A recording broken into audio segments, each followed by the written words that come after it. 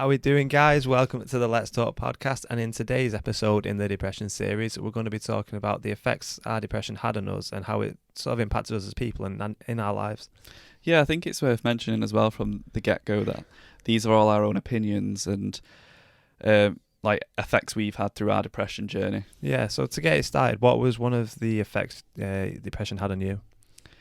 The first one that came to my mind then was sleep, because I love sleep now and it's a big part of everyone's life, sleeping.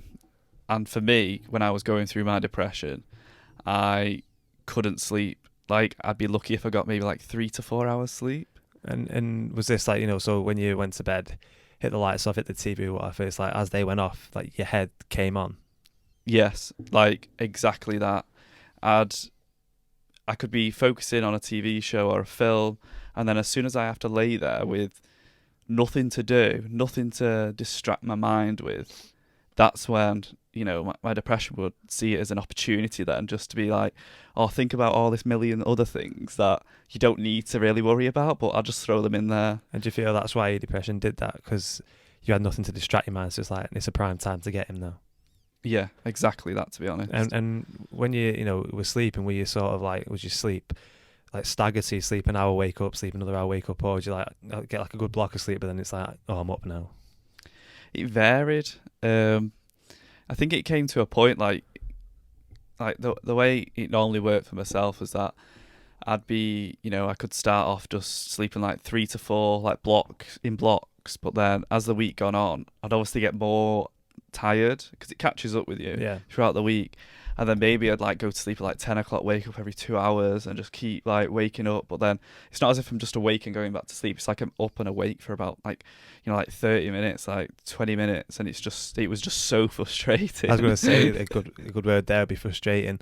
And, when this was happening, would you sort of like, why can't I just sleep? Like, would you imagine you were very tired because of this, in a sense, cycle? And you'd probably, would you say, drained and tired through the day, and then you'd be like, right, but the ironic thing is then you couldn't sleep. That's what doesn't make sense. that it is so ironic, because I would be so tired and I'd be drained throughout all of the day, just like, oh, I just need a nap, I just want to sleep. And then when it came to sleeping, I actually just couldn't nod off. So did sleep affect you, like when you were going through your depression? When I used to reflect, and when I was going through depression, I didn't think it did, because I felt I slept like quite well. But when I sort of started reflecting recently, I realised that when I used to go to sleep, I didn't sleep with the lights off. I slept with the lights off, but I kept my TV on. Like I'd put the volume down just low enough to hear it, so there's a bit of noise, but not enough to keep me awake. And or the light from the TV would sort of, be in my eyes in a sense, but not enough to make like I can't sleep with it. But so now I think I realised that by doing that, it was, in a sense, to distract my mind. Because so, as you sort of said, when you hit the lights off and it was in the darkness, your mind was focused on itself, or your depression was focused on that. Whereas I felt, maybe I realised without even realising, that having the TV on kept my depression from being able to focus on my mind, because I was focused on the TV. Yeah. Did you ever have those moments so when, you might have turned your TV off, lay there, and then you could feel yourself starting to think, and then you'd maybe, I don't know, turn your TV back on, or... Yeah, 100%. So I can remember there was definitely times where it's like, no, I just want to sleep with the TV off or in the dark, because I feel I do get a better night's sleep like that. But I'd do it, and then I'd find probably within like 10 minutes or something, I'd have turned it back on. And in the time, I didn't really think of it, but now I think it's because I could probably feel my head starting to ramp up. That's crazy how... you probably did that without even really realising at the time as well. I think because I'd done it from such a young age, in the sense of, when you're in high school and it comes to a weekend, you stay up dead late. I'd always probably fell asleep with the TV on because I'd fall asleep watching it. And I feel that just became the norm. But then I also adapted it to help me deal with depression, I think. Yeah. So in terms of like other effects you had going through depression, what else did you experience? I think if I had to take a main one for me, would be impacts on my confidence. Yeah. And I feel that's a very broad statement, because I feel there's so many different areas of confidence, and my confidence was impacted in a lot of them different ways. But I think the main one was sort of like my self-worth and self-confidence. How so? Can you explain? I think the best way I could put it is like, in a sense, I know in the previous episodes I said that I felt like my depression turned me into the worst version of myself, and I feel that the more time went on, the more I started to see myself in that light, and could only see that version a lot more clearly and strongly each day. And because I was hating who I was seeing, it was making me feel down within myself. And I think that then just didn't impact me, but it radiated out onto those I interacted with. So what I mean by that is I didn't care about myself or feel that I loved myself. So then when other people around me, because I was so lucky and still am today to have as many loved ones that I have had and still do have, they would show me affection and really, caring for me, looking after me. But because I didn't love or care for myself, I'd be like, well, why do you, I don't care about myself, so why do you care about me? And I'd start, now I realise you'd be acting negatively towards them because I just didn't understand how they could feel that way if I can't feel that way about myself. Yeah, I understand. So when you were acting negative to to all of your loved ones around you, at the time, do you think you was aware of it? In a way, I definitely was, and there's probably a lot of examples I could give, but like say my mum would come upstairs, I'd be in my room, and she'd come in just to say hello, or how you doing or whatever. Yeah. She used to come in, and I used to just not even really speak to her, just be dead like minimal in my responses, and then like, moody teenager, Grunt. and grunt, and then she'd leave, and then once she'd leave, it's like my good side came back, and I'd be like, why have you just spoke to like that, or anytime I treat a loved one like that, because I think within myself somewhere I knew how you do act to your loved ones, with love, care, and respect, but I wasn't giving that to my loved ones often or in the way that I knew I could.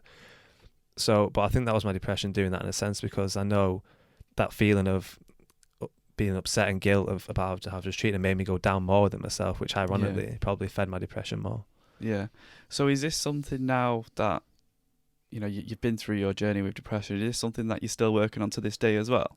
Yeah, it still is, and it'll be something that I'll work on for the rest of my life, because the way I view it now is, it can never be perfect, but you can always strive towards perfection in a sense, and it's not even about being perfect, I feel it's about just becoming a better person within myself, and treating those around me with that same, how I'd want to be treated in a sense. Exactly, yeah, and I think it's just self-development as well, and it just, like you say, just striving to be the best version of yourself. No, exactly, and I love that area has been highlighted in myself, and I now understand it a lot clearer, because it means I can work on it now. It used to be a weakness, but now I'm turning it into a strength.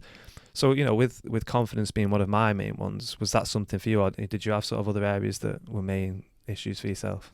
I think a big one for me was overthinking. Yeah. It was really bad for me in terms of my brain just not switching off and just completely thinking every possibility, most like I'd say like mostly negative, like every option in my head. Like I would analyze everything in a negative way probably, and that's what I really suffered with. And yeah, that affected me massively. So when you say overthinking, would you say that you could feel the overthinking happening in your mind? So in a sense, when your depression first came and was overthinking something that happened straight away, or do you feel that was something that built up over time? I think I can't really remember from when I was, because I was so young when I actually, started with depression. Yeah. I can't really remember how intense certain things are now, because I'm a lot older now and I realise a lot of things. Yeah. But I think it's like over the last years, it's definitely got stronger. And it would even get to the point, like, if I'm in a moment where, like, I'm overthinking something, I'd get, like hot flush and, I'd sweat and I'd get worked up, because I think it'd be the overthinking side of things, but then it'll be the frustration, because I know, like, why am I overthinking? In your head, you're just like, I know that's the depression, or I know I'm being silly, it's not like that, but I can't. So with that, I think that links back to when we said it felt like two voices. Could you feel, in a sense, your depression forcing the overthinking and your good side trying to fight back? And over time, do you feel your depression's voice got stronger in doing it? Literally that, yeah. It was just a battle. Like, I know we mentioned this before, but it was just like a full-on war in my head with a good and bad side. And I think that's what caused me to get so frustrated. Yeah. Like, do you know when it happened? I remember just being sat there sometimes and I'd be sweating. And it's because I'm in my head just like... Just having that about. Did you overthink like literally everything, or was it more certain areas, do you feel, or do you think it just depended on the day? I'd go with the latter there. Like, I think it does just depend on the day. I think, like with depression, like I had good days, you have your bad days. Yeah. And that for me, like it was probably more bad days than good, but it just depended on the day how bad it was. Yeah. So with this overthinking, and as you said there, it was frustrating, you were getting worked up and everything like that. Do you feel it impacted other areas such as, like your emotions and your feelings? Yeah, so I'm quite an emotional person anyway. And when I, was suffering with depression, I was very, very emotional and like uncontrollably, I would say. So when I did overthink, when you think something, it's very hard to not let your emotions get involved. Yeah.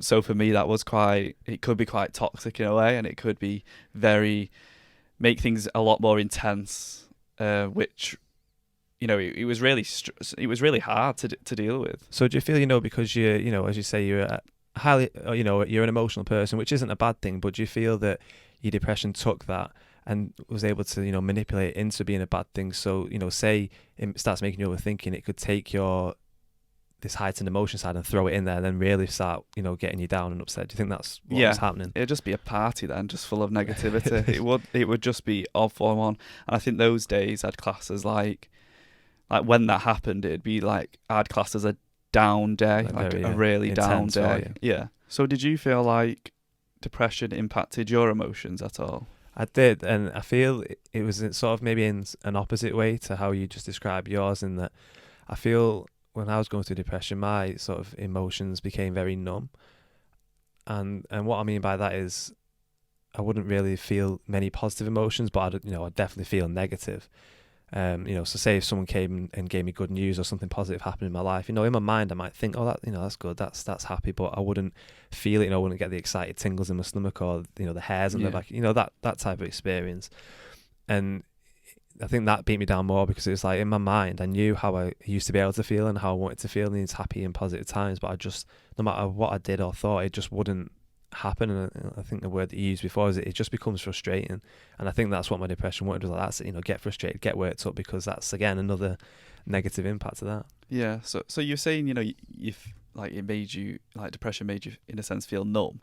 Do you remember the time before depression kind of got hold of you that you could feel like those positive emotions? I feel like somewhere within me I could feel it, and I always sort of related it back to when I was feelings of when I was when you're a kid, because I feel when you're a kid your emotions are everything's exciting, everything's like woo, but it's not like Ric Flair then, but so I can never think that, and I know in a sense that's not 100% realistic to think I still need to feel like that, because I feel as you get older your emotions do calm down a bit, but I knew how I was feeling just wasn't right. I mean, it was too low, like it was too, just not there at all. Especially at the peak of depression, there was just very few days of that. So when you experience, say some big life event happened to yourself or to a loved one, and they come to you and told you, like, have you ever did you ever question yourself, like, why do I not feel like these exciting emotions or happy emotions? Regularly, like. And especially when it felt like everyone else around it was they were visibly excited if things were happening or happy, and were really excited, and it just felt like everyone else in the world could feel these happy emotions and positive emotions, but I couldn't. It probably wasn't the case, but that's the way I felt. It was just like I'm the only person who feels like this, and again I think that's the depression just trying to make me feel like that. But just reflecting on what we both said there, in the sense how yours in the sense became heightened and mine became numb, I think it helps show that how in a sense our depressions clashed and sort of used each other against, because we are very close. And I think a good example would be before we got help with our depression, and you moved back and we started to get closer. You were very say active towards me. You wanted to make plans, you wanted to see me a lot, and I know in myself I did with you too, but because of where I think I was at with depression, would you say that when you say text me as like make plans that you could to link back to the things you said, you know, see my isolating. So I would, well, I know I'd cancel on plans a lot, and then, you know, would that then impact your depression and make you start overthinking and so on? Yeah, like, and cancelling plans a lot is an understatement. just a few. But yeah, like, because how would that impact me? So say, you know, we arranged to do something tomorrow night. It could get to like half an hour before doing something, so I'd be good to go, and then you'd just be like, I can't be bothered, I'm just staying in, you know, or you'd make up some excuse. Yeah. And for me, because I was, you know, overthinking, my emotions were very, you know, like heightened. I think, what have I done? It would make me feel bad and not down, but sad, upset. Would it make you like blame yourself for my actions? Like, he's cancelled because of me? I don't think it's that. I think it's figuring out if it was that. Yeah. So I think the first thought is just like, you know, why? Is it because of me? Is it because something else has happened? Like, what is it? Is it like, you know, something to do like with our friendship, or you've got other plans? Like, why would you not just? And then that's and you when can see it already starting to like snowball. And that's how it would be. Yeah. So you cancelling plans would then, yes, affect me. And then, so would you say that? But then your reaction to that would go past the healthy points. Then you might start, messaging me a lot to be like, you know, why? But then, upon reflection of, I know, you know, if you were being like that, you know, with the bombarding messages, because you know you're overthinking and having a down moment. I know, because I was so numb, it would probably annoy and frustrate me that you would keep messaging me. It's like, oh, leave me alone.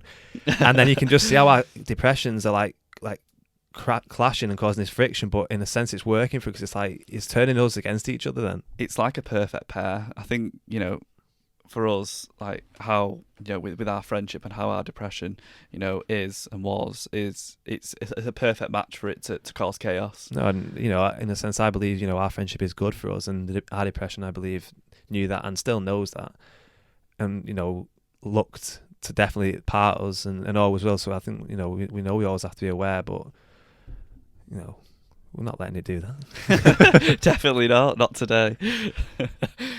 So, would you say when you were going through your depression that you were a moody person?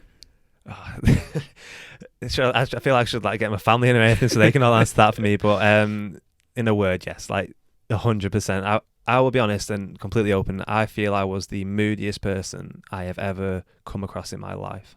Would you say the same? I would agree. And I take no offense in that whatsoever, because I was awful. Like, I genuinely do not know how at points people stuck around me the way they have, and I think now I'm on the other side, it makes me appreciate everyone a lot more, especially like you and, you know, and all my close loved ones, because I think I invented my own language at some point, because I used to, like, I think I mentioned before, like, I used to grunt at people. My grandparents, someone used to point out, it's like, you try to speak to me, it's like, No, it's true. What's that? It's like someone, you know, I could ask you a question, you'd grunt, and I'd be like, I try and work out which grunt means. Like, is that a good grunt? A bad grunt? What we're talking today. But that was it. That was what was annoying, is that within myself, I didn't want to react like that, and I was like, why are you being like that? Especially to your loved ones and all the amazing people in your life.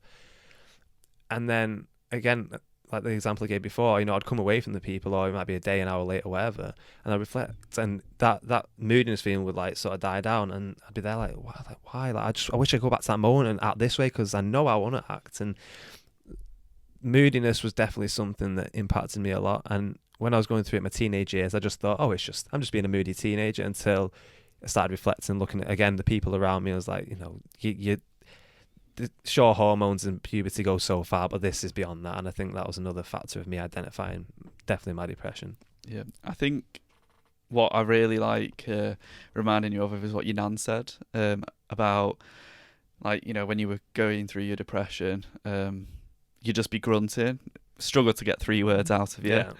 And now, like, you don't shut up. No, I literally want to exchange silver, like, won't speak to them, and I won't stop talking. But I know it is meant in a nice way, and even I feel happy to be able to say that now, just to be able to see that transition, and to know that, you know, I'm treating each day my loved ones the way that they deserve to be treated and should be treated. You know, so I know we've talked about a lot of effects there. Would you say that, you know, talking about them and reflecting them all, you can see the depression for you gave you a very negative outlook on life, and that all those effects you can see influence that. Yeah, I think depression definitely did that to me. I never really looked at anything in a positive light. Anything in life really. Do you know, like my future, anything I'm doing currently, it was just always negative, and it's really sad. It is. And would you say that in a sense did you feel it didn't want you to to succeed in life? So did you feel like you had no like ambitions, goals, drive in life? Did you feel your depression really like beat that down within you? Yeah, I think the way I describe it is that it felt like I was stuck in a rut where it's like I knew I needed to change something. Like when I was going through depression, maybe get help or change some lifestyle, etc. But it was just I just couldn't get out of that. Yeah. It was just always. It was like I was in a really, really negative routine. Yeah, and a bit of a vicious circle, because it was just always going around. It just felt like the same. And I think the depression like reflects on my own, drove for that, because keeping me in that rut would definitely keep me down, because it knows it works. I think if I'd have started to trying to get out of that rut, and positives could have come, and depression definitely doesn't want that. Yeah. Did depression like affect your outlook on life when you were going through your journey? Yeah, definitely. And I think the more the more depressed I became, the stronger my depression came, the more negative the outlook became. And the second, especially in the peak, the second sort of anything positive came in, it instantly like flipped it. Before I could even see the positive myself, flipped it. And I think I just said all these different factors just helped take it and twist it so quickly. But yeah, as we mentioned, I feel like we've discussed a lot of different effects our depression had on us, and I know there's quite a few more that we'd like to talk about, so we will be releasing a second part in this series on the effects our depression had on us. Yeah, and I think it's quite a nice place to actually wrap this episode up as well. So yeah, guys, thank you very much for listening to this app. If you could give it a like and a share, that would be awesome. Please don't forget to subscribe and hit the notifications button so you can keep up to date with any of our future videos that are coming out. If you have any comments or thoughts at all about this episode, just please drop them below or on any of our social medias, and we'll try our best to get back to you. Yeah, and we're available on all social media platforms under the username @LT Podcast Online. We're also available on all podcast directories such as Spotify, Apple Podcasts and Google Podcasts, as well as YouTube. If you check out our description below, it's got all our information, links and more there. And as Dan said, thank you very much for listening, guys, and we hope to catch you in the next episode, and take it easy. Yeah, take it easy, guys. Thank you.